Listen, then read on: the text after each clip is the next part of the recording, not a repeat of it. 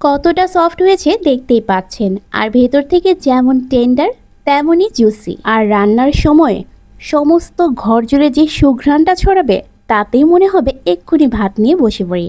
আসসালামু আলাইকুম এভরিওয়ান, আজ আপনাদের সাথে মাটনের একটু রেসিপি শেয়ার করছি। এই রেসিপির জন্য পেঁয়াজ আর কাঁচামরিচ পেস্ট করে নিতে হবে। আপনারা শিল পাটায় অথবা যে যার সুবিধা মতো ব্লেন্ডারে ব্লেন্ড করে নিতে পারেন। আমি এই ক্যাপসুল কাটারে সামান্য একটু পানি দিয়ে পেস্ট করে নিচ্ছি। আপনারা কে কোথা থেকে আমার ভিডিওটি দেখছেন কমেন্ট সেকশনে জানিয়ে যাবেন। পেস্ট করা হয়ে গেছে, চলে যাচ্ছি পরবর্তী ধাপে। আমি আজ যে পরিমাণ মাটন নিয়েছি তা 1 কেজির যে কম হবে, এই 800 গ্রামের মতো হবে। খুব ভালো মতো ওয়াশ করে নিয়েছি।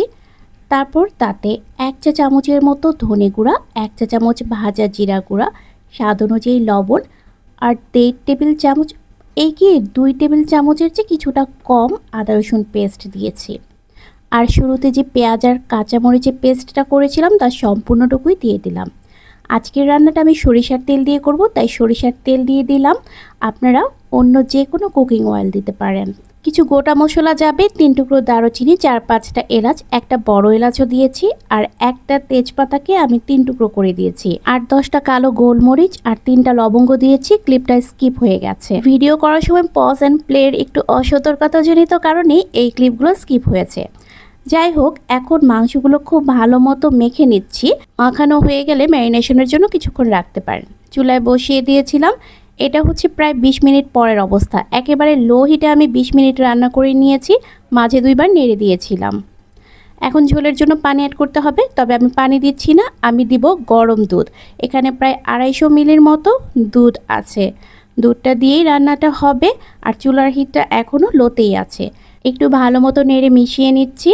এখনও লো হিটেই রান্নাটা হবে। প্রায় 30 থেকে 40 মিনিটের মতো সময় লাগতে পারে, তবে মাঝে মাঝে একটু নেড়ে দিতে হবে। আর যদি মনে করেন যে ঝোলটা শুকিয়ে গেছে কিন্তু মাংসটা প্রপারলি সিদ্ধ হয়নি, সেক্ষেত্রে গরম পানি অ্যাড করতে পারেন। এই হচ্ছে 40 মিনিট পরের অবস্থা। লবণটা চেক করে দেখতে হবে, আর মাংসটা খুব ভালো মতো সিদ্ধ হয়েছে কিনা সেটাও চেক করে দেখতে হবে। আপনারা এর চেয়ে বেশি গ্রেভি রাখতে চাইলে সামান্য একটু দুধ বাড়িয়ে দিবেন অথবা কিছুটা পানি অ্যাড করতে পারেন। কয়েকটা কাঁচামরিচ ছড়িয়ে দিচ্ছি। আর চুলার হিটটাকে এখন সবচেয়ে লোতে দিয়ে 10 মিনিট দমে রেখে নামিয়ে নিতে হবে। আমি তেলের পরিমাণটা কিছুটা কমই দিয়েছিলাম। আপনারা যদি দেখতে খুবই আকর্ষণীয় করতে চান তাহলে তেলের পরিমাণটা আর একটু বাড়িয়ে দিবেন।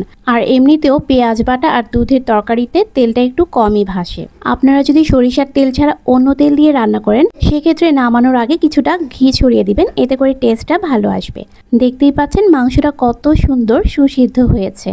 এটা গরম ভাত, পরোটা, সাদা পোলাও সব কিছুর সাথে বেশ জমে যাবে। আশা করি রেসিপিটি ভালো লেগেছে। সাথে থাকার জন্য অসংখ্য ধন্যবাদ। আল্লাহ হাফেজ।